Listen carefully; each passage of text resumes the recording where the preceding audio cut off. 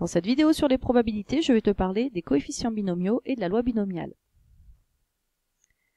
Alors, on reprend la situation dans laquelle on lance 3 fois de suite un dé parfait, et ce qui nous intéresse, c'est de savoir combien de fois on a eu le 5.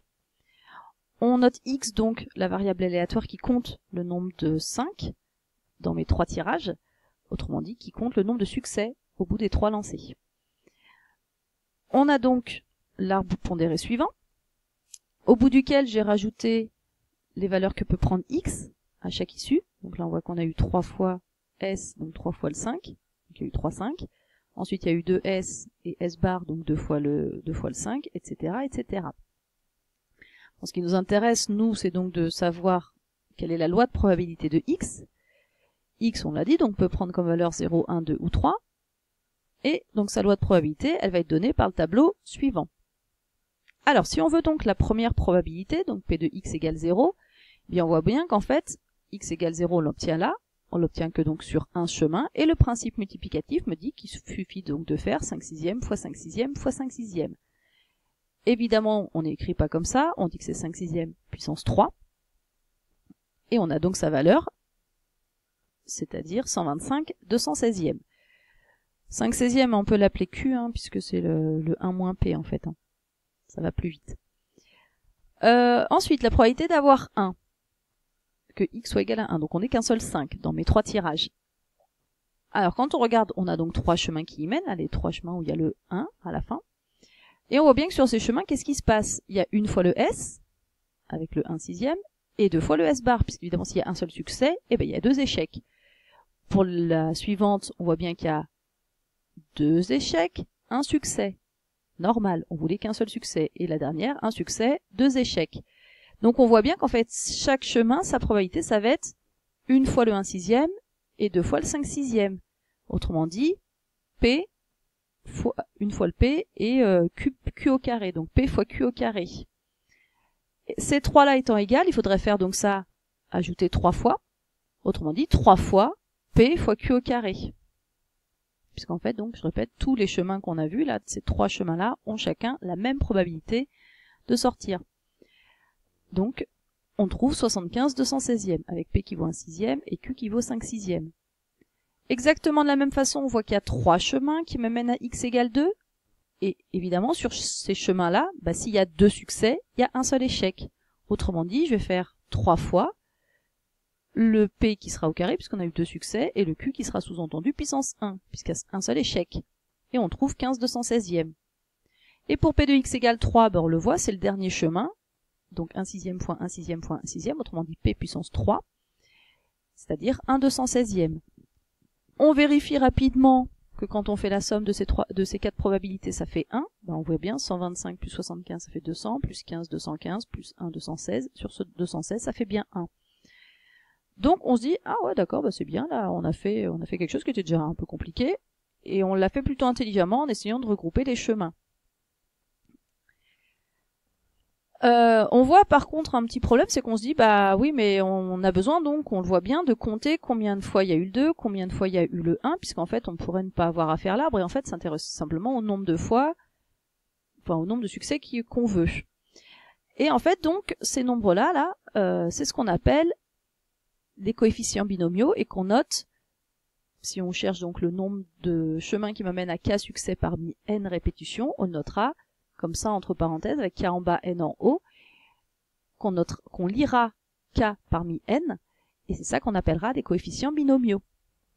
Donc ce sont des nombres entiers, c'est un nombre de chemins qui m'amène à un certain nombre de succès. Ici, par exemple, quand on regarde notre arbre, si on cherche à connaître la valeur de 2 parmi 3, et bien donc c'est le nombre de chemins qui m'amène à 2 succès parmi 3, autrement dit à 2, 5 parmi les 3, parmi mes 3 répétitions d'épreuves, eh bien on voit que combien de chemins m'y amenaient à 2, il y en avait 3. Si je cherche à savoir combien de chemins m'amènent à un seul succès parmi les 3 répétitions, il y en avait 3 aussi. Et pourquoi on le sait, ces deux valeurs elles sont égales forcément parce qu'il y a symétrie, en fait notre arbre il est symétrique, donc il y a autant de chemins qui m'amènent à 2 ici que de chemins qui m'amènent à 1. Exactement de la même façon, combien de chemins m'amènent à 0 succès parmi les 3 répétitions, on voit bien que c'était ce seul chemin-là, donc ça valait 1. Et par symétrie, combien de chemins m'amène à 3 succès parmi les 3 répétitions? 1 aussi. Et en fait, donc, si on connaissait donc ces coefficients binomiaux, si on pouvait les calculer ou les trouver à la calculatrice, je ne sais pas, par exemple, on pourrait compléter la loi de probabilité qu'on avait trouvée précédemment en faisant l'arbre, en utilisant en fait la valeur de ces coefficients. Autrement dit, pour P de x égale 0, qu'est-ce qu'on ferait? Donc on dirait, faut regarder le nombre de chemins qui m'amène à 0 succès parmi 3. S'il y a 0 succès sur ce chemin, c'est qu'en fait, P il est puissance 0. Et si P est puissance 0, c'est qu'il y a 3 échecs. Autrement dit, on fera donc 0 parmi 3 fois P puissance 0 fois Q puissance 3. 0 succès, 3 échecs. Pour P de x égale 2, on fera la même chose. On prendra le 2 parmi 3, qui est le nombre de chemins qui m'amène au 2. À 2 succès parmi 3 répétitions. Puisque dans ce P de x égale 2, on a 2 succès, le P sera puissance 2, et s'il y a 2 succès, il y a un échec. Donc Q puissance 1. Et après on remplace, tout ça si on sait, on calcule. Et exactement de la même façon, pour P de x égale 1 et P de x égale 3, on prendra donc le nombre de chemins qui m'amène à 1 succès parmi 3, donc, fois P, évidemment puissance 1, et Q, puissance 2. Il faut que la somme, en fait, fasse 3. Et exactement de la même façon pour P de x égale 3. Donc voilà ce que tu as à savoir sur les coefficients binomiaux. Une fois qu'on sait ces coefficients, qu'on connaît un petit peu les coefficients binomiaux, on va parler de, justement, qu'est-ce que c'est que la loi binomiale, puisqu'on en parlait depuis un certain temps. On se dit, c'est quoi alors? Et alors donc on se dit, supposons qu'on ait un schéma de Bernoulli de paramètres n et p, et qu'on pose x, la variable aléatoire qui à chaque issue associe le nombre de succès. Et bien donc la loi de probabilité de x sera donnée par la formule suivante, qu'on a vue avec n égale 3 dans l'image précédente.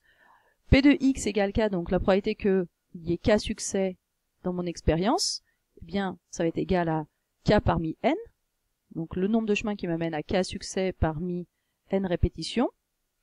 Puisqu'il y a k succès, le p, qui est la probabilité du succès, je le verrai k fois. Et s'il y a k succès, c'est qu'il y a le reste d'échecs, autrement dit, n-k échecs, donc q puissance n-k.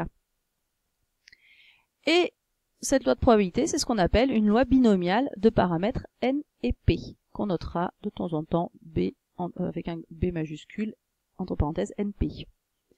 Et on dit que donc x suit une loi binomiale de paramètres n et p. Pour finir sur la loi binomiale, on a évidemment, puisque c'est une loi de probabilité, on peut calculer l'espérance de x, la variance de x et l'écart type de x. Et on a donc 3 petites formules pour ça. On dira que l'espérance de x c'est en fait n fois p. La variance ce sera n fois p fois q, ou n fois p fois 1 moins p, puisque q c'est 1 moins p, c'est tout ce qui reste pour aller à 1. Et évidemment, l'écart type c'est la racine carrée de la variance, autrement dit racine carrée de tout ça, donc de n fois p fois q. Donc voilà ce que tu as à connaître pour le moment sur la loi binomiale et les coefficients binomiaux. Dans la prochaine vidéo, je vais te parler justement des propriétés qu'ont les coefficients binomiaux.